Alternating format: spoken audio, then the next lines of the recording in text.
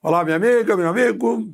Hora do nosso encontro neste domingo, dia 27 de julho, Dia Mundial do Motociclista. Aqui em Brasília é um encontro nacional maravilhoso na Granja do Torto, Capital Motor Week, né? Ou Capital Motor Week. Mas é uma festa gigantesca, maravilhosa, gente de todo o país. Eu sei que meus amigos de moto também estão lá em Embu das Artes, São Paulo, também festejando esse dia. Parabéns a todos os motociclistas. Ontem foi dia do avô, né? Eu vibrei aí, lembrando dos meus netos e da minha bisneta. E antes disso, dia 25, né, a gente não conversou no dia 25, foi dia de São Cristóvão, portanto, dia do motorista. E aí, meu abraço a todos os que estão atrás de um volante de direção, principalmente os caminhoneiros, né? E eu tenho contato com a direção há quase 70 anos eu dirijo. Eu uso cinto desde 1967, portanto 58 anos por aí, né?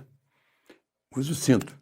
Vocês dirão, mas o carro não tinha cinto. Não, não tinha. Eu botei um cinto importado da GM americana, mandei parafusar um subabdominal, mandei parafusar no assoalho do meu Carmanguia.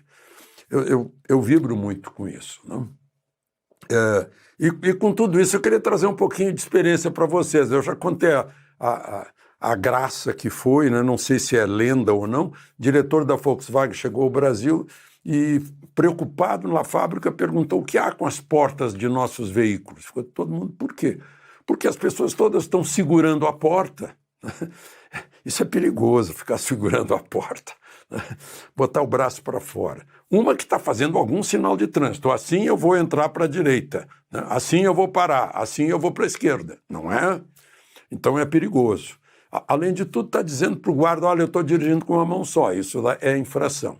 E outra, que eu já pilotei moto e senti, de vez em quando vem uma vespa, marimbondo, bate na sua pele e dá um ferrão no braço. Ou o carro da frente fica jogando o pedrisco na sua mão, no seu braço. Perigoso. Outra coisa, aqui em Brasília é mania, não sei se em outros lugares. O sujeito ou não dá sinal que vai mudar de direção, ou dá quando já está mudando. Quando está mudando não adianta mais. Tem que dar com antecedência o aviso, olha pessoal, eu vou entrar para a direita, eu vou entrar para a esquerda, não vem ninguém atrás. Mas vai alguém na frente, algum pedestre que quer saber para que lado você vai, né? Falando nisso, né, aquela história de carro botar filtro, uma película, o carro fica escuro. À noite, então, eu imagino a pessoa não consegue ver nada. A gente não sabe se tem lá dentro alguém armado, né? E mais, eu não consigo ver se um carro desse está na minha frente, eu não consigo ver através dele para saber se eu posso ultrapassar ou não. Se ele estiver do meu lado, eu não sei, eu vou entrar, mas não consigo ver, porque ele está me bloqueando, né?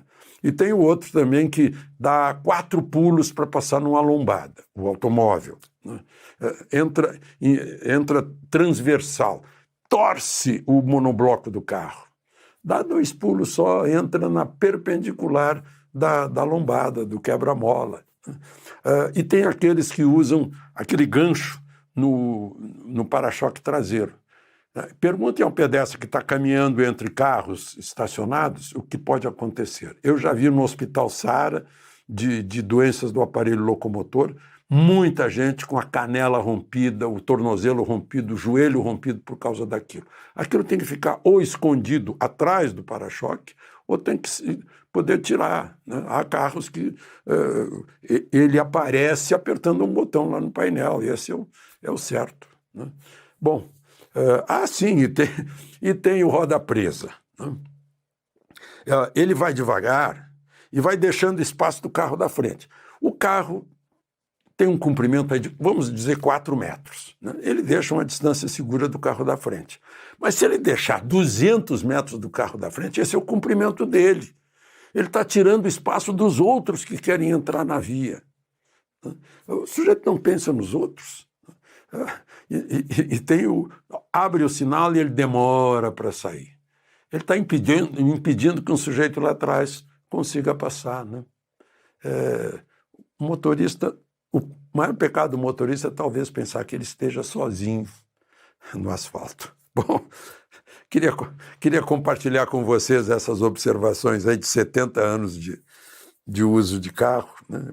Eu costumo dizer, o bom motorista é aquele que dá sinal para onde ele vai na hora que ele pensa. Não precisa dar comando no braço aqui, é reflexo, né?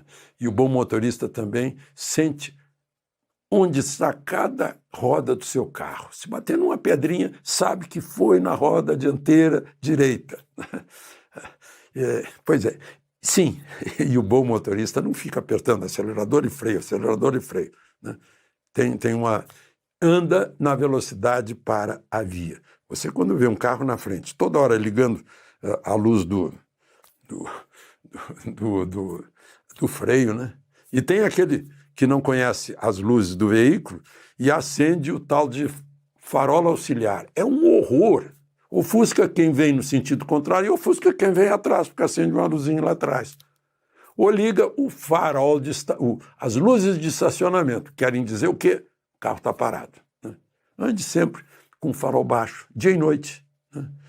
Na estrada, se não tiver ninguém, farol alto. Mas, sabe para que serve o farol?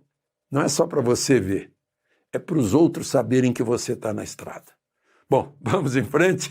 Lembre-se de se inscrever, né, se ainda não fez isso, e ao final de deixar o gostei ou não gostei.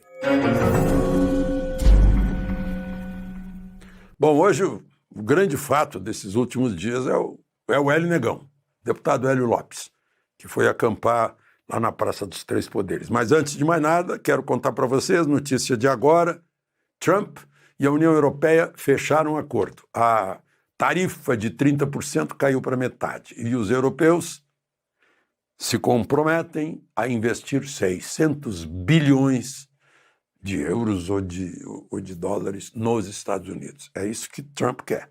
A volta, o estímulo à economia americana e principalmente à indústria americana. Acertou com a União Europeia, Japão, está acertando com a China, Índia, Paquistão. Está todo mundo se acertando.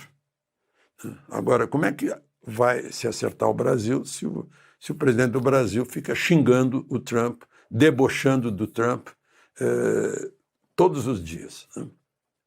Fica difícil. Voltemos ao Hélio Negão. Ele foi para lá fazendo uma greve de fala, uma greve de silêncio. Botou um esparadrapo na boca, armou uma tendinha lá, uma barraquinha, e ia ficar lá, né, demonstrando que o seu amigo Jair Bolsonaro está sendo oprimido, perseguido. E isso foi na sexta-feira. Aí veio outro deputado federal, o Coronel Crisóstomo, a mesma coisa.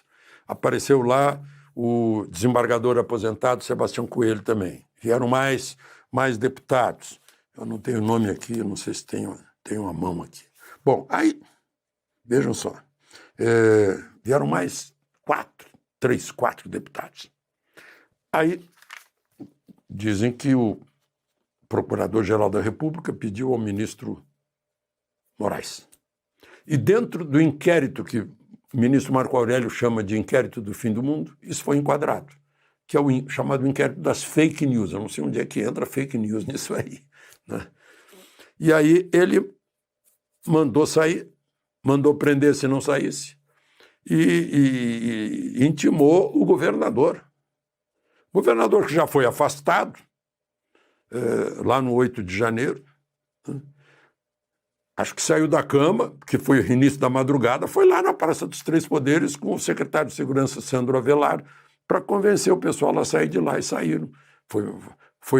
Aproveitaram a calada da noite, não tinha ninguém ali, não tinha público, não tinha nenhum tipo de resistência possível, né? E foi embora. Agora, eu fico me perguntando, né, baseado em quê? Porque, sim, pode, a linha 15 do artigo 5º da liberdade de reunião, de manifestação, portanto, sem armas, não depende de licença de ninguém, desde que não prejudique outra manifestação. Isso pode ser suspenso, sim. em caso de estado de defesa, que é decretado pelo presidente da República depois de ouvir o Conselho de Segurança Nacional, ou estado de sítio, que tem que ser autorizado pelo Congresso Nacional, que está em recesso. Então, baseado em quê? Eu não sei. O fato é que isso já foi feito. O teste, passou o teste. Dá para fazer isso, sim, aqui no Brasil. Fizeram na pandemia. Até transferindo para os prefeitos o poder de fazer isso. Os prefeitos o poder de cancelar uma cláusula pétrea da Constituição, que é a liberdade de reunião. Durante a pandemia foi feito isso. Não foi? Pois é, fizeram de novo agora. Então é isso que a gente tem. Aí está lá na argumentação do ministro Moraes, né, que estavam participando de possível prática criminosa. Uau! Minority Report, Tom Cruise. Vocês viram o filme? Tinha lá uma maneira de saber se o sujeito vai cometer um crime lá daqui a 10 anos. Eu já aprendi ele agora. É isso. O ite criminis. A pessoa nem pensou em crime. O próprio Hélio Negão fez questão de registrar: olha, estou aqui sem nenhuma intenção de violência, sem nada, eu só quero ficar quieto aqui para demonstrar isso. Né? Aí estabeleceu que, num raio de 1 quilômetro, está proibido de fazer reunião. Ou seja, a Praça dos Três Poderes, que foi feita para ouvir a voz da origem do poder, que é o povo, e a esplanada que foi feita grande para caber povo, como coube naquele monumental oceânico 7 de setembro de 21, 22, né? Mas, enfim, não pode. Raio de 1 quilômetro. Eu baixei o Google Maps para medir, pega a Presidência da República e anexos, o Supremo e anexos, a Câmara dos Deputados e anexos, o Senado e anexos, o Ministério da Justiça e anexos, o Itamaraty e anexos, e metade dos ministérios que estão dispostos na esplanada dos ministérios. Mas pode ter missa hoje na catedral, porque não chega até a catedral, porque missa é uma assembleia de pessoas. Né? Bom, mas enfim, ele estava lá na frente do monumento de Juscelino.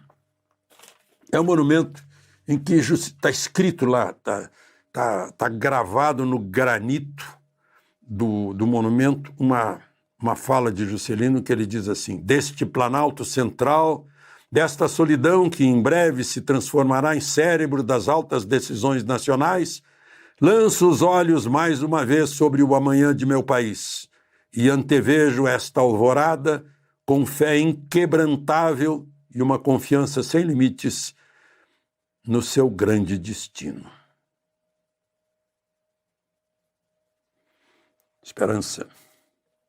Bom, só para terminar, gente, vocês já conhecem, já ouviram as entrevistas do ministro Marco Aurélio Mello, que está aposentado do Supremo, foi presidente supremo, presidente da Justiça Eleitoral, pois é um significado, mais do que o conteúdo da entrevista, o meio é a mensagem, né? É o meio. Saiu no principal jornal da capital do Brasil, na edição de hoje, domingo, e deu a manchete da edição e ocupa uma inteira página 2. Entrevista do Vanilson Oliveira. Se vocês me permitirem, rapidinho, só para dar algumas ideias. Perguntou: ministro, em suas declarações, o senhor disse que o Supremo vive um momento de extravagância. O que quer dizer isso? Extravagância porque a competência do Supremo é de direito restrito, está delimitada pela Constituição e não é competente para julgar cidadãos comuns. Depois, o senhor afirmou que o STF precisa voltar ao seu lugar. Aí ele diz: cabe ao Supremo atuar apenas na guarda da Constituição. Qual é o papel da Corte na nossa democracia? Adotar uma postura rigorosa quanto à observância da Constituição, uma vez que o Supremo é o guardião da Constituição. Você, como cidadão, gostaria de ser julgado na última instância, instância única, ou na primeira, com oportunidade de recursos? Enfim, eu gostaria de salientar aqui, sim, no julgamentos, né? Como o senhor analisa o Supremo em relação aos ataques do 8 de janeiro? A Corte se fortaleceu ou se arranhou? Pelo que ouço nas ruas, como cidadão comum, no mercado, na farmácia, na feira, o desgaste é grande.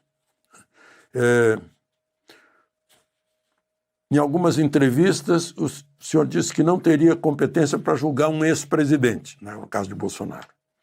A Constituição é exaustiva. O Supremo julga o presidente da República, o procurador, os ministros de Estado, mas enquanto estão no exercício do cargo. Fora do cargo, não julga ex-presidente, né? Aí ele lembra que Lula foi julgado lá na primeira instância. A senhora acredita que a anistia aos envolvidos no 8 de janeiro pode pacificar o país? A anistia é sempre bem-vinda, é perdão, é virada de página. É algo de conteúdo humanitário que demonstra grandeza. Bom, o tempo está longe, gostaria de ler toda a entrevista, mas o significado é isso. Sai no principal jornal, né, na primeira página de um domingo. Isso é eloquente. De Brasília, Alexandre Garcia.